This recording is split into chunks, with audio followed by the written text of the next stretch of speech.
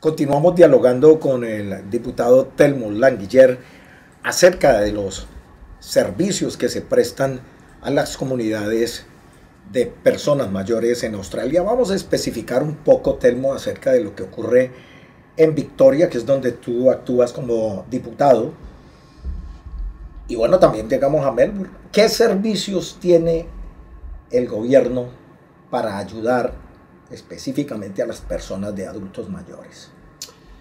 Tenemos todos los servicios. Primeros cuidados, secundarios, terciarios, geriátricos, para los adultos mayores que no tienen una completa dependencia a nivel de servicios y necesidades cotidianas, hasta que tiene todo, que tiene todas las necesidades. Y absoluta dependencia en una institución que le cuide en esos momentos tan vulnerables del adulto mayor, a donde vamos todos. El tema es la calidad de estos servicios. El tema es la disposición de estos servicios en diferentes tipos o regiones. No es lo mismo quienes vivimos aquí en plena ciudad a las personas que viven en las regiones rurales, por ejemplo. No es lo mismo quien vive en un barrio de gente con altos ingresos a la gente que vive en un barrio de bajos ingresos.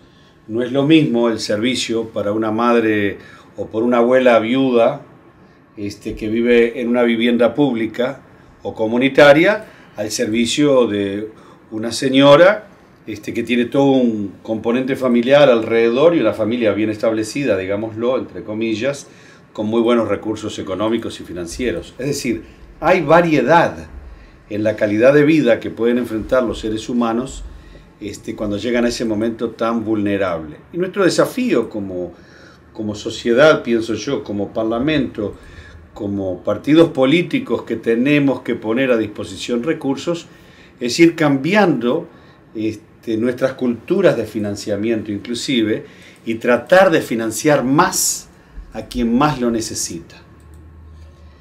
Es decir, no podemos hacer financiamientos o políticas de financiamiento sobre la base de igualdad, sino que en mi opinión tenemos que hacer financiamiento para los sectores de adultos mayores en función de equidad. Es decir, quien más necesita, más debe apoyar el Estado. Este es un tema muy álgido, Telmo, en el cual pues se dice mucho y a veces, como lo decía en una entrega anterior, cuando vemos los resultados a veces en los programas de televisión. Yo personalmente tuve la oportunidad de estar en uno de estas residencias de adultos mayores donde había una persona es decir, el sitio en sí era muy bonito, lámparas, muebles, muy sofisticado entre comillas, pero había una persona que requería una atención de una enfermera y se demoraron 2 horas en atenderla. ¿Crees que realmente se monitorea la educación del personal que atiende esas residencias? Yo creo que estamos trabajando bien, pero debemos trabajar más y calificar más y mejor al personal que utilizamos en este tipo de residencias. Ustedes saben de que a nivel nacional, en términos generales, tenemos un déficit. Hay más demanda que oferta de personal calificado para trabajar en estas residencias y para trabajar en este sector en general. Necesitamos más de todos los especialistas que deben y pueden trabajar en el sector de cuidados de los adultos mayores.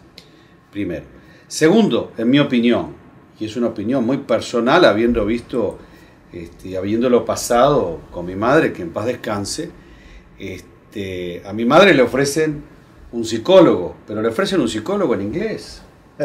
Y mi madre fue una gran uruguaya, una mujer de barrio, trabajadora, que dominó un poco el inglés para revolverse y para trabajar en una fábrica, pero no para hacer terapia. Correcto.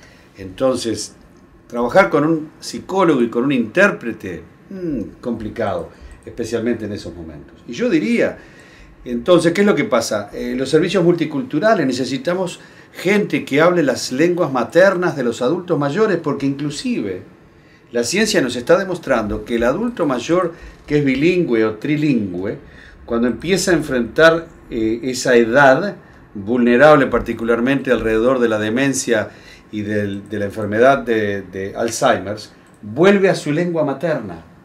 Y yo conozco gente hoy que hablaba perfectamente bien el inglés y que dejó el inglés y abandonó completamente y no puede responder en inglés y solamente responde en español. Conozco un caso, y responde en griego, conozco otro caso. Quiere decir, es un viaje al pasado.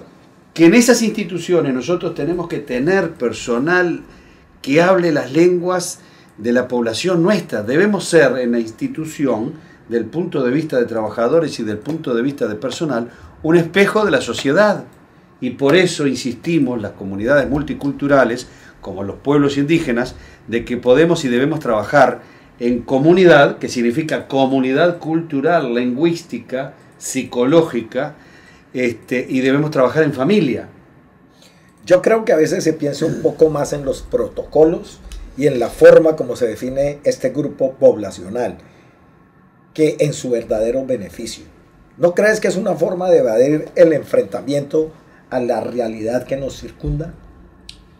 Yo creo que es una falta de aceptación de que la sociedad somos multilingüística y multicultural.